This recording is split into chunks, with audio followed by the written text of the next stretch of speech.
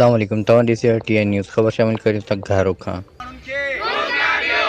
Nile मिल में मक़ामी माण्हुनि खे रोज़गार ॾियो। मक़ामी माण्हुनि जे रोज़गार ते धाड़ा बंदि कयो। घारो जे सनती इदारनि में धारियुनि जी भर्ती ख़िलाफ़ सिविल सोसाइटी जो एहतजाज। मक़ामी पोरियत बेरोज़गारी सबबि फाकाकशी जो शिकार आहिनि, अॻुवाणनि जो ख़िताब। घारो जे सनती इलाइक़े शफ़ी आबाद में किसान ऑयल मिल में मक़ामी माण्हुनि खे रोज़गार न ॾियण ख़िलाफ़ एहतजाजी मुज़ाहिरो कयो वियो।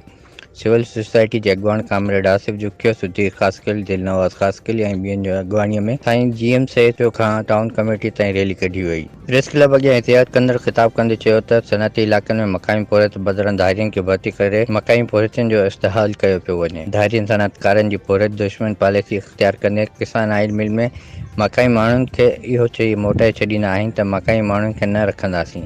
अॻुवाणनि लेबर खाते जे सूबाई वज़ीर डीसी ठट्टो खां घुर कई आहे त किसान ऑयल मिल समेत समूरनि इदारनि में मक़ामी माण्हुनि खे रोज़गार ॾिनो वञे, ॿी सूरत में एहतिजाजी तहरीक हलाई वेंदी।